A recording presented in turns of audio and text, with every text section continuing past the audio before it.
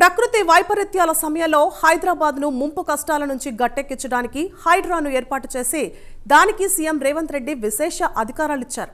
కమిషనర్గా రంగనాథ్ హైడ్రాను సమర్థవంతంగా పరుగులు పెట్టిస్తూ అక్రమార్కుల గుండెల్లో దడ పుట్టిస్తున్నారు. చెరువు భూములను కబ్జా చేస్తే సహించేది లేదంటున్నారు. హైడ్రాపై ఏపీలో కూడా చర్చ మొదలైంది. అలాంటి వ్యవస్థ అవసరమని డిప్యూటీ సీఎం పవన్ అంటున్నారు. ఆ క్రమంలో రేవంత్ పవన్ భేటీలో హైడ్రాపై ఆసక్తికర చర్చ జరిగిందట.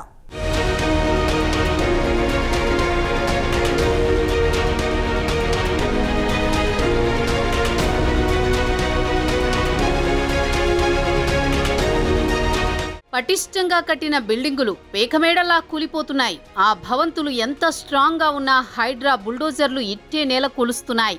హైడ్రా అధికారులు ఆక్రమిత స్థలాల్లో వెలిసిన భవంతులపై ఏమాత్రం కనికరం చూపడం లేదు. గ్రేటర్ పరిధిలో అక్రమ కట్టడమని తేలితే చాలు కూల్చివేస్తున్నారు. ప్రభుత్వం సైడ్ నుంచి ఫుల్ పవర్స్ ఉండడంతో ఆక్రమణలపై ఉక్కుపాదం మోపుతున్నారు. ఇదే క్రమంలో అక్రమ నిర్మాణాలకు అనుమతులిచ్చిన అధికారులపైన ఫోకస్ పెడుతున్నారు.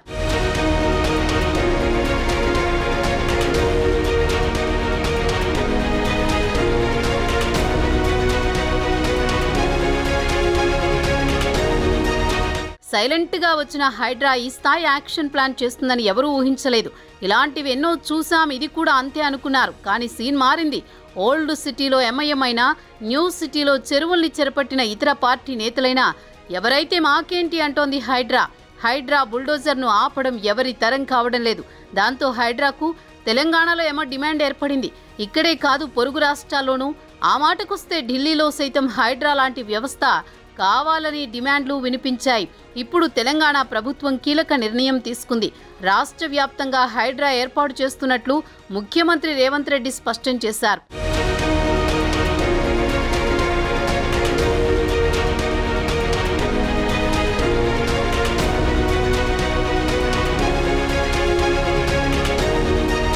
మరోవైపు వరదలతో విజయవాడ విలవిల్లాడిపోతోంది.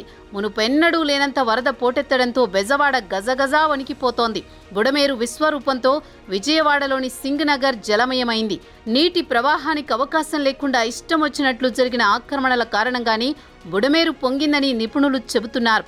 ఇప్పుడు ఆ అక్రమ నిర్మాణాలపై కూటమి ప్రభుత్వం సీరియస్గా ఉంది. హైదరాబాద్లోని హైడ్రా లాంటి వ్యవస్థను ఏపీలో ఏర్పాటు చేసి ఆలోచనలో పడినట్టు కనిపిస్తోంది. ఈ విషయంలో ఉప ముఖ్యమంత్రి పవన్ కళ్యాణ్ తన మనసులో మాటను బయటపెట్టారు. తెలంగాణ సీఎం రేవంత్ రెడ్డి చేస్తోంది కరెక్ట్ అని ఏపీ డిప్యూటీ సీఎం ప్రశంసించారు.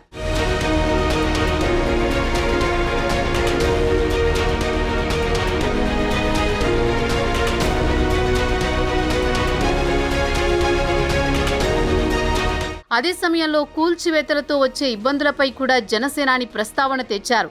హైడ్రా లాంటి యాక్షన్ ఉండాల్సిందే అని. అయితే మిడిల్ క్లాస్ వారు, రిటైర్ అయిన వారు తెలియక చేసిన తప్పులను పరిగణలోకి తీసుకోవాలని, అలాంటి నిస్సహాయులకు పునరావాసం చూపించాలని పవన్ కళ్యాణ్ అభిప్రాయపడ్డారు.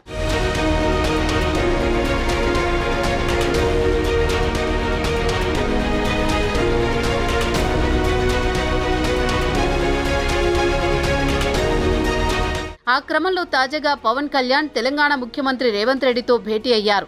రెండు రాష్ట్రాల్లో వరద బాధితుల సహాయార్థం పవన్ 6 కోట్ల భారీ విరాళం ప్రకటించారు. తెలంగాణ సీఎం సహాయ నిధికి ప్రకటించిన ₹1 కోటి చెక్కును అందజేయడానికి జూబ్లీహిల్స్లోని రేవంత్ రెడ్డి నివాసంలో ఆయన్ని కలిశారు. వారి భేటీలో హైడ్రాపై చర్చ జరిగిందట. హైడ్రాను ఏర్పాటు చేసి చెరువులు, నాలాలను సంరక్షిస్తున్న రేవంత్ రెడ్డిని పవన్ కళ్యాణ్ అభినందించారట.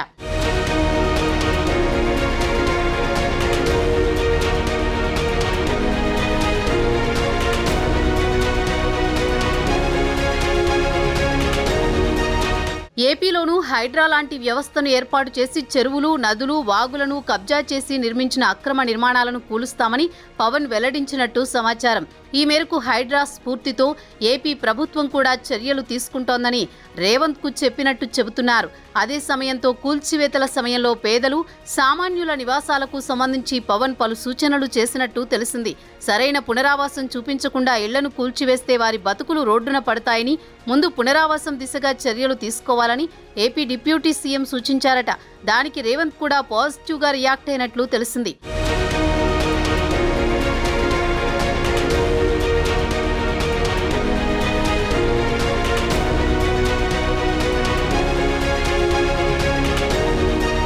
ఉమ్మడి రాష్ట్రంగా ఉన్నప్పటి నుంచి గ్రేటర్ పరిధిలో పేదల నివాసం కోసం గృహ సముదాయాలు నిర్మించారు. అప్పటి కాంగ్రెస్ హయాంలో కట్టిన ఇందిరమ్మ ఇళ్లలో కూడా చాలా వరకు ఇంతవరకు పంపిణీ చేయలేదు. అలాంటివి గ్రేటర్ పరిధిలోని దాదాపు 80,000 వరకు ఉన్నట్టు రికార్డులు చెప్తున్నాయి. నిరుపయోగంగా ఉన్న వాటిని రిపేర్లు చేసి రెడీ చేస్తే 80,000 కుటుంబాలకు నిలువ నీడ దొరుకుతుంది.